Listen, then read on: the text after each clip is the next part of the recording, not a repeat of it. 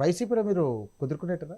అంటే నా డౌట్ ప్రకారం మీరు కుదురుకున్నట్టేనా వైసీపీ సంబంధించినటువంటి పార్టీలు? ఎందుకంటే ఈ మాటకు సంబంధించి కూడా పదే మీరు ఖండించినప్పటికీ కూడా ఈ ప్రస్తావన వస్తూ ఉంది.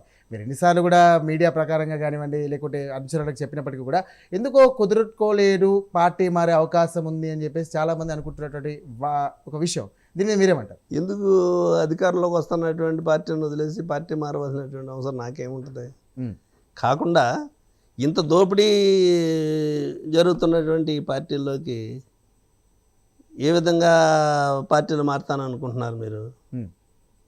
అసలు ఆ ఆలోచనే పెట్టుకోకూడదు. పార్టీలు మారుతాననేటువంటిది మీరు మాట్లాడుతున్నారు కాబట్టి వాళ్ళ తప్పుడు ప్రచారం చేస్తున్నారు కాబట్టి వాళ్ళు సొంత మీడియా చేతిలో పెట్టుకుని ఎవరి మీదైనా సరే బురద జల్లేటువంటి దానికి వాళ్ళు సిద్ధంగా ఉన్నారు కాబట్టి ఆ విధంగా ప్రచారం చేస్తున్నారు. అటువంటి ప్రచారం చేసిన వాళ్ళు నేను ఎలా అడుగుతున్నాను, నేను పార్టీని మారాను అంటున్నారు కదా, మారుతున్నారు కదా. ఈ రాష్ట్రంలో ఈరోజు ముఖ్యమంత్రిగా ఉన్నటువంటి చంద్రబాబు నాయుడు గారు, గౌరవ ముఖ్యమంత్రి చంద్రబాబు నాయుడు గారు ఏ పార్టీ నుంచి వచ్చాడైనా? కాంగ్రెస్ పార్టీలో 78లో చంద్రగిరి నియోజకవర్గం నుంచి ఎమ్మెల్యేగా పోటీ చేసి కాంగ్రెస్ పార్టీ అధిష్టానం తోటి మంత్రివర్గంలో కూడా మంత్రిగా కూడా పనిచేశాడు. 2082లో 83లోనూ తెలుగుదేశం పార్టీని ఎన్టీ రామారావు స్థాపించిన తర్వాత ఇదే చంద్రబాబు నాయుడు గారు అధిష్టానం ఆదేశిస్తే నా మాంగారు మీద కూడా నేను పోటీ చేస్తానని చెప్పినటువంటి వ్యక్తి. నేను పార్టీ మారటువంటి ఆయన ఎక్కడి నుంచి వచ్చాడు, ఏ పార్టీ నుంచి వచ్చాడు? దాన్ని మార్పనరా? జాతీయ పార్టీ అధ్యక్షుడిగా ఉన్నాడు. ఇవాళ అప్పటికి ఎన్టీ రామారావు ఆ పార్టీని స్థాపించడానికి కాంగ్రెస్ పార్టీ యొక్క దౌర్జన్యాలు, అక్రమాలు, ఢిల్లీ నడివీధుల్లో తెలుగువాడి యొక్క ఉనికి కోల్పోతున్నాం అనేటువంటి ఉద్దేశంతో ఈ పార్టీని ఏర్పాటు చేసుకున్నాడు చంద్రబాబు నాయుడు గారు, ఎన్టీ రామారావు తెలుగుదేశం పార్టీని. కాంగ్రెస్ పార్టీకి వ్యతిరేకంగా పుట్టినటువంటి తెలుగుదేశం పార్టీ వ్యతిరేకంగా పుడితే అటువంటి కాంగ్రెస్ పార్టీతో కూడా జతకట్టినటువంటి పరిస్థితులు నాయా మీయా?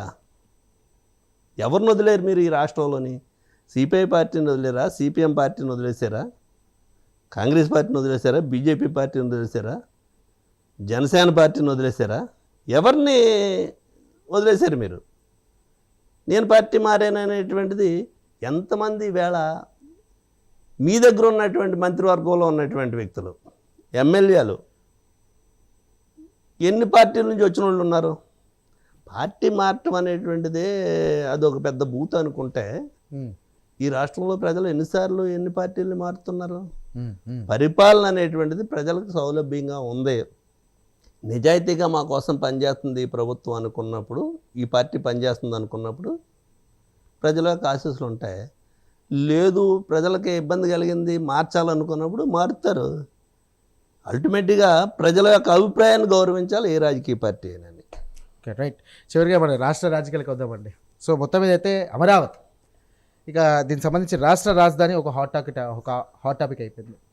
మీకు సంబంధించినటువంటి మీరు ఇందాక ఒక మాట చెప్పారు, ఎస్, వైసీపీ పార్టీ 11 సీట్లకే పడిపోయింది, వైసీపీ పార్టీ ఇంకుంటుంది అనుకుంటున్నారా లేదా అనేటువంటిది కూడా ఏదో అడిగారు. అవును, ఎందుకు పడిపోయిందో దాని జనసేన తెలుగుదేశం పార్టీ వాళ్ళు పదే చెప్తున్నారు వైసీపీ పార్టీ అనేటువంటిది ఇంకా భవిష్యత్తులో ఉండదని చెప్తున్నారు అనేటువంటిది అడిగారు మీరు. అవును, నేను ఒక మాట అడుగుతున్నాను మిమ్మల్ని. 11 సీట్లకు పడిపోయింది కదా వైసీపీ పార్టీ. వైసీపీ పార్టీ ఉనికే భవిష్యత్తులో ఉండదనేటువంటిది తెలుగుదేశం నాయకులు, కూటమి నాయకులు చెప్తున్నారు కదా.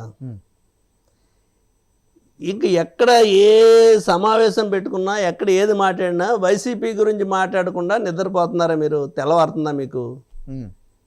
ఎందుకు అంత భయం? ఆ పార్టీ ఉనికి ఉండదు కదా.